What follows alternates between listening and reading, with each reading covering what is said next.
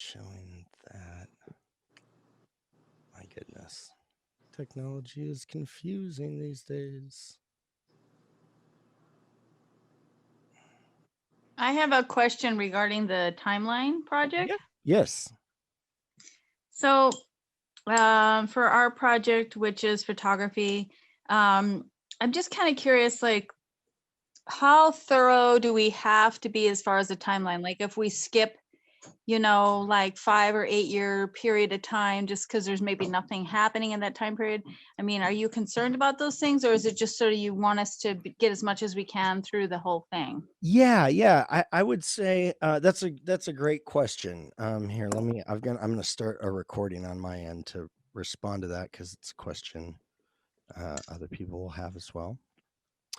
Yeah. So your question, Jennifer, was like, what gauge should you be using for like how thorough, or if there's kind of dead years in your topic, can you skip over a few years, how many, which is a really Right. good Yeah. question, Right. because yeah, once you get into it, you're like, okay, well, geez, there's plenty here and this seems to be a lot, but then I don't have so much here. So I would say a couple things. The real straightforward answer would be like, don't go more than like 4, maybe 5 years. Like, don't go much more than that because it's only a 150-year period. So it's like if we were doing like Western civilization since 1500, I'd be like, you could skip like decades at a time, maybe. Like, maybe not decades, but you can skip more because you're just trying to cover more.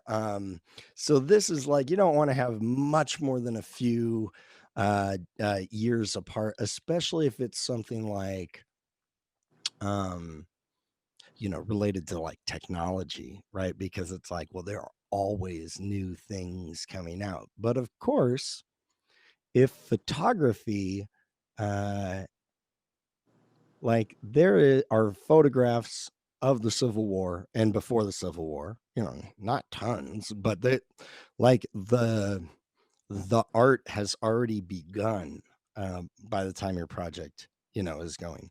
So the group doing film has to get a little bit more creative at the beginning of that, because film doesn't come around until towards the end of the 19th century. So they're not there yet, but there's not just like technological attempts at like animation and film.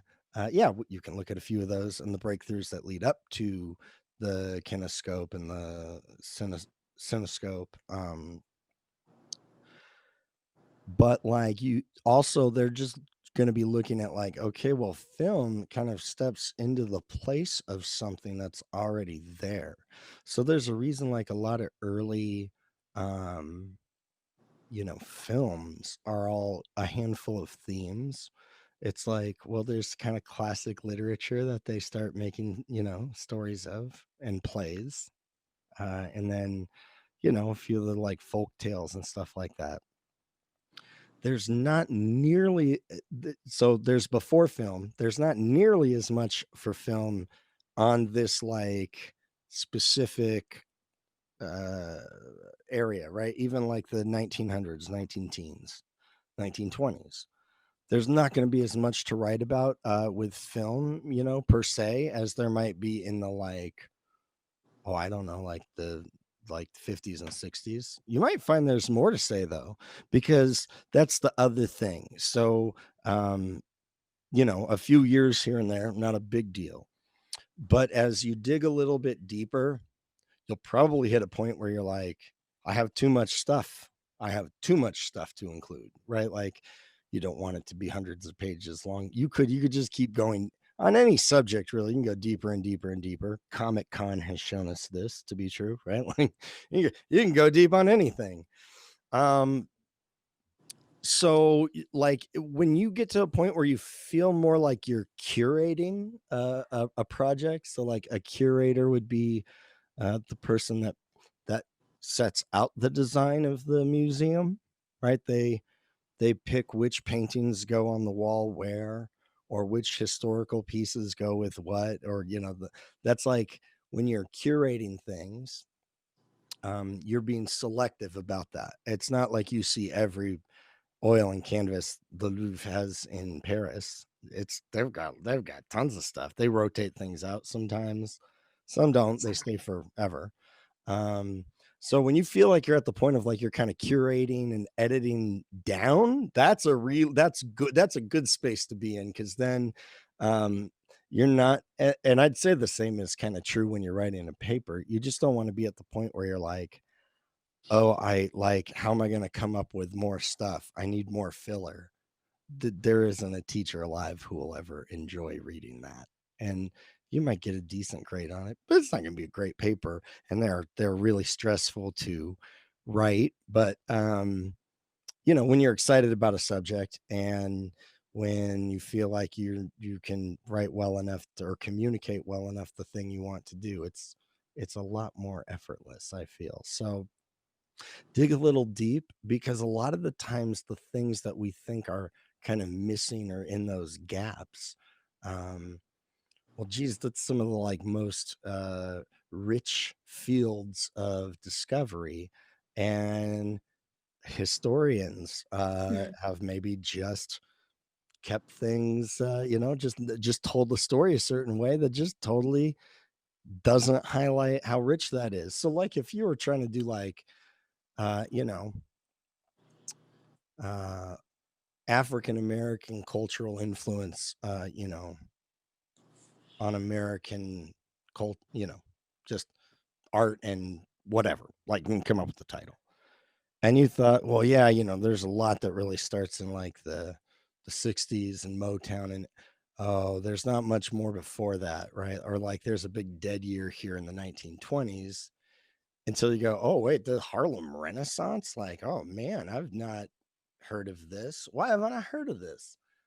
Because a lot of history books, particularly in other parts of the country as well, they don't talk about those things, or they're like almost an appendix, a back thought in part of like telling what the 1920s is about. So yeah, that's kind of the answer there. Like, figure out because really what you're trying to do, right, is continuity of thought across your whole timeline project. And so I can see like ideas and themes throughout it that you're highlighting, and like, drawing my attention to, drawing any of our attentions to that. And then uh it's so to have continuity of kind of thought and theme, and then to have it be uh engaging, right? So this is where some of your writing needs to come in. Like, you need to point out some of the things like, oh, wow, I didn't realize that, or oh, that's very interesting to connect those things together. I haven't thought about it that way. Not like you have to wow me with your writing. This is not really this project. But you also have to do it with like, media, pictures, articles, websites, super easy to embed in Satori. I think I said this in the last group chat too. Things that are just kind of big, giant events like World War II. You could take one of the videos from my thing or somebody else's. I mean, you could probably find some stuff on that explores that event through various different lenses. Some of the ones you guys might be using. I mean, YouTube is it's a crazy world. So yeah, use, if a short 3 or 4 minute video can say and illustrate the whole point that you want to make about this subject, right, or McCarthyism or something like that, well, you just put the video in there, and then you can write a little bit, or connect that item or video or media item to the things that came before it, like why is this here, and to what's coming after it, like why is this here, what does this change, or yeah. So we have Maya who mic is not working, and she wants to ask that she's doing her group is doing the history of fashion, and she says we were originally doing it every 10 years, and is that okay, or should we do every year? Um, okay. So like you're just I see that I got the chat open now. Maya, you're meaning like you're doing like, hey, the 1930s fashion and history, 1940s fashion and history, like that. Okay. Yeah, yeah, I wouldn't do that. The reason being, you're not going to have enough space to expand very much. Like it's going to wind up being little blocks of highlights, right? Instead of just going, okay, well, uh, uh, here's what's happening in history, right? Like, so here are the big giant things that are happening in, the 1930s. The depression's like a pretty big deal. Like if you did 1930s fashion and didn't talk about the depression, that's like a pretty big fail, right? Like that's, you got to be doing that. Um, and then that can, like just that alone can tie into a whole bunch of other things, let alone, all the global influences, but especially like what's going on in Germany. And whoo, there's stuff in there. Big band music, all of that, the uniforms, war uniforms, like all of those things can go in there, right? That are kind of just big giant cultural things. And you can talk about the real specific fashion things in that and why they're important. Like, what did that lead to outside of just another different fashion, right? Like, well, why is this the fashion? Like, why do people start dressing this way instead of this way? Um, and then like, let alone talking about what fashion looks like between classes of people, right? Like the wealthy, the middle class, the lower middle class, the lower ethnic middle class, the lower class, the homeless fashion. I don't know. Maybe that's a stretch. Maybe not in LA though. Maybe not in LA. I mean, Kanye West, his stuff kind of looks like that. So, Yeah, yeah. Yes. Hey, poor Kanye. He didn't get very many votes. no, he didn't. Guys, I think So, When I heard that, I thought he was joking. oh my gosh, I know. Like, I thought he. Sorry, I don't I put thought anything he's out of his realm like. of I thought he was possibility joking. anymore. I thought he was joking. Like, So one more thing. I've said this before. I'm just going to reiterate it on the projects. It is totally cool to like take a few. If you were like, "Hey, I'll take these decades," you take these decades, and you kind of divide up that way. It's okay. I think a better way to do it is to take take all the strands that are going to make the rope, right? Like everybody takes four different people take kind of one long strand that's throughout the whole timeline. So if you were doing fashion, right, like um uh somebody could take on like, I'm going to try to put in all the big cultural moments, events. And this is a little bit where I'm like, I'm not going to get too crazy specific. I've tried to lay it out. There's some clues in the syllabus and stuff. And there's not like a right and wrong answer, but there are some things that if you don't include in the context of the project, you'll be marked down for it. Because it's like, I'm trying to test also not just that you guys can link cause and effect, but also that you can analyze at kind of like this bigger abstract level about things like how we view history, how we understand technology and how it shapes us, sociology, changing demographics and values, any of these kinds of things that are like a little bit hard to test on. It's hard to ask test questions about that. But here you guys can demonstrate like, okay, well, we know what are the kind of huge things to include, that are going to, of course, shape fashion. But they're shaping fashion because they're shaping the world, right? The things that like are uniquely shaping fashion from within fashion are kind of the things that work the opposite way, right? Like, all right, the world came in and here's new ideas and changes and events and experiences and voices, influences. And then creatives in here take that and come up with something new that goes back out to the world, so there's like this two-way conversation. So one person could take that, like, I'm going to try to find those big giant moments, right? um Somebody else could go, I'm going to take like the whole theme of like fashion and advertising and media, right? You can run with that. Somebody else could take like fashion and sexuality.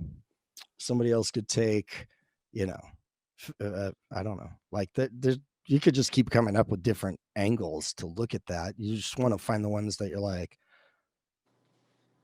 well, find the ones that would make a good blend, right? That would work well with each other. You got to have the center one though. That first one I said, like, and that might be just something you all get on Zoom and collectively work on. You don't have to like come up with all the things for it. You can just put little, box holders for like, okay, well here's the moon landing, right? We'll put that one.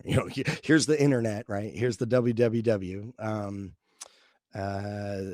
Like whatever those are, and then you guys can do your thing and update your information, like while you're working on it in Satori, so you guys can all see each other and what you're doing.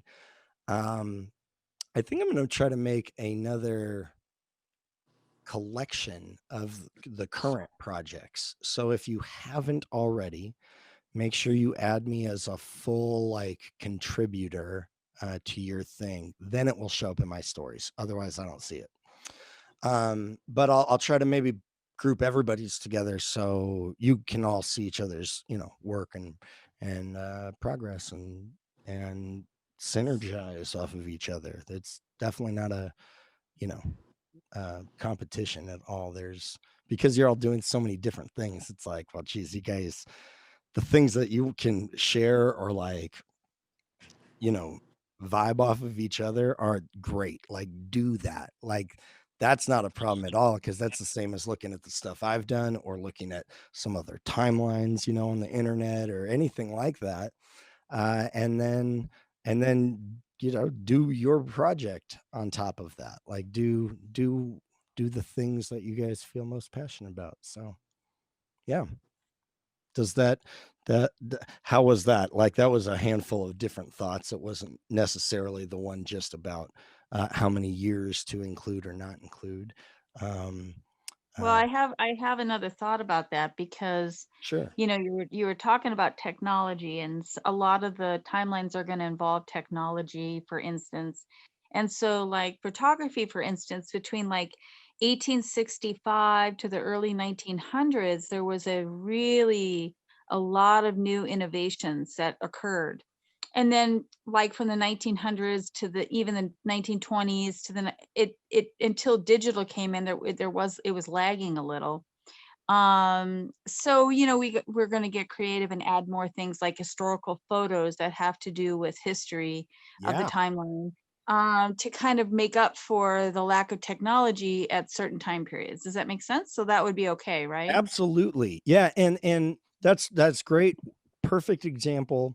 And I would say on that one, like, yeah, bringing in historical photos and kind of like, yeah, that's perfect. That's a great thing to do. And then when it comes to the tech angle, you can look in a few different directions outside of the like strictly like photographic, processing the lenses.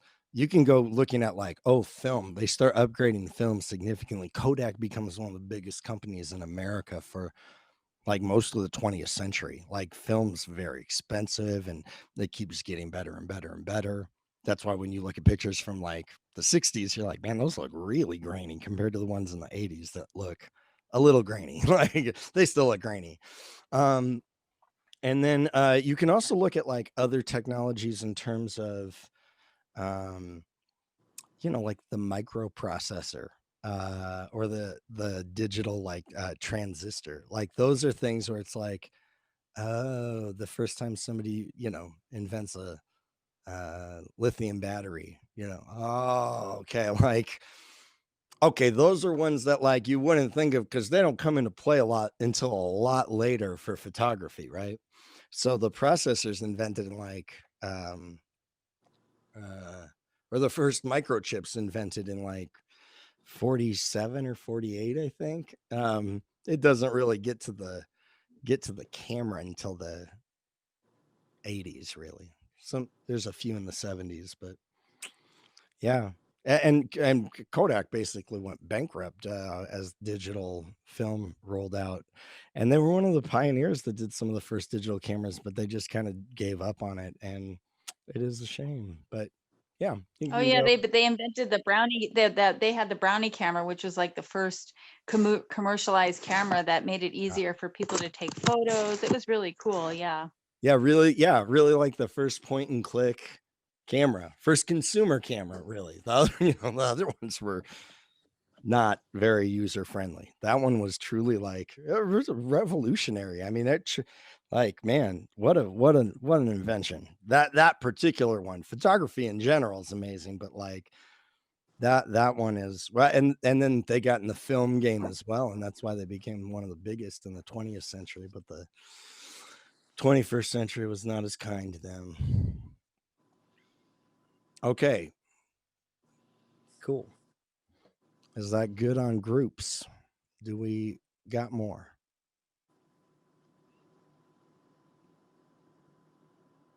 All right. Well, let me Yes, sir. transition over to Satori.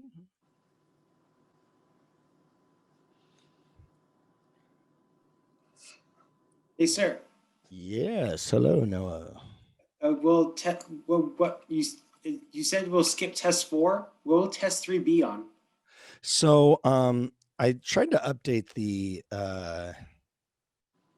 the title yesterday, but it'll be 1940 to 19. I'd like to get to 2001. That might be incredibly ambitious, but certainly until 1989. We'll get to like the end of the Cold War. We'll definitely get to that. Perfect. Yeah. Yeah, thank you. Yeah. So it'll be that. And I saw, you know, in your guys' notes, you're up into the 80s. And I mean, the 80s are much thinner than the 40s or 50s, but I've been highlighting stuff and you guys have been really like picking it up, trucking. The notes look better than they than the you know than some of the first sections. Not that there were bad notes, it's just you guys have found a little bit more of a collective rhythm, which is fantastic. What day will the notes be due?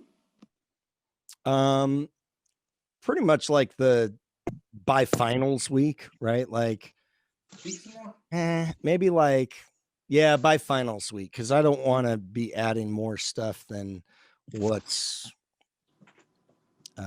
in there, you know, than what you can start studying by like Saturday or Sunday of that week. So, you know, maybe like a week and a half from now, I guess, right? Like basically the end of Thanksgiving weekend. Yeah. Yeah. So we're just to clarify with the OneNotes, are we then just for grading purposes, we're still required to continue on all the OneNotes all the way through all the way through the end of 2016 in order to get graded? No. Or are we only doing the OneNotes through our test periods? Yeah. Just through the test period. So right now, Okay. you guys are already into the 80s and filling that out. So in the next week and a half, you know, you should be able to fill out more of that and then move into the 90s. I mean, if we can get up to 2001, you know, 9/11, I really would like to. I think that's a very important, you know, we'll speed up there no matter what. It might be a little, it might be a little thin in the 90s though. Like, you know, I might be sprinting through some of that stuff instead of what we've done up to this point. I did want to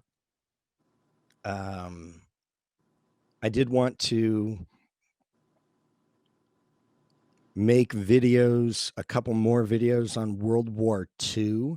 And I was really close to it a couple nights ago, but stuff happens. So I didn't get to record them yet. I'm gonna record at least one. I actually did record one last week, and I did it on stereo with my friend Steven, who used to TA for this class for me for a few years. But my computer audio was feeding in through my soundboard back into my like recording software, even though it was muted on the computer and in my speakers, it picked up all of it. So when I'm talking with him and I'm like over a board in Satori and the video is just playing in the background, it's like full volume in my recording. I'm like, well, dang it. So it doesn't really work. It's worthless audio at that point. So I'm gonna record at least one World War II video, and then I think, you know, tonight, so it's like 6:40 tonight. I'd love to do like a end of the war discussion. So I might go back and do one kind of on some of what I was trying to cover last week when I made an extra recording. But I thought tonight, you know, because spoiler alert, right? If you haven't read too far, Germany loses. So I thought we could discuss like, okay, what does that mean? Like, how do things change? What is that? Like, what was life like before and after the war? And what are we talking about when we talk about that or try to remember that? I'd like to do that for like maybe 30-40 minutes. And then I would like to go into talking about like the new world order of, you know, 1945, the UN, the Cold War, McCarthyism, all that scare, and kind of like the civil rights, pop culture, suburbia pushback, like all the changes that go on in there. I'd probably like to do that for about an hour and do this one for maybe a half hour, 45 minutes. And yeah, maybe even, yeah, that should be enough time. That would be 7. This class ends at 9. Let's end it. We'll end up maybe a little bit early tonight. It's late. It's already 6. We've been sitting here for like 40. It's already 6:43. Like it's almost. You've been sitting here for like 40 minutes. Yeah, that's okay though. Group projects are important. Big part of your grade. I've been thinking about a couple different ways to make up the 100 points in, you know, for test 4 because I'm canceling it.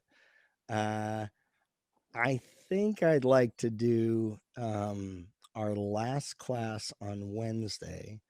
I'd like to do maybe like a group presentations where a member of your guys' group can take well, I could actually just scroll through your timelines and you can talk to me about them, talk to us, you know, we can do a little Q&A through it. They won't be long at all. It'd have to be like 5 or 10 minutes per group. I've never done that, but I think I'd like to do that and then maybe close with like a, you know, half hour kind of end cap to the course, just talking about kind of history in general and big thoughts like that. So what do you guys think of that? Those that are here, you have more power than the rest of the class. You can sway me right now. So you're saying one member of the group would present for the group, your presentation? Yeah, and it doesn't, I mean, it doesn't have to be one member. I'm like, it could just be one member. I don't mind that, but I'd like it if like everybody was on there. Well, 2 of our members though are in your online only class, so they don't come to the Zoom. That's why I was Oh, saying that. right. Right. So that's a problem there. Well, I might be able to find another time to do some Zoom presentations too. Maybe we could do that for the online folk. Well, feel free to email me thoughts on that. I'm not like necessarily locked into that. I thought you guys might like that option more than making the test number 3 200 points. Yeah, I agree. The participation and Q&A, that sounds reasonable, at least to me. Okay, cool. Yeah, I figured you guys would like that more than like, oh, the finals worth 200 points now instead of 100. No, thank you. So, all right, let's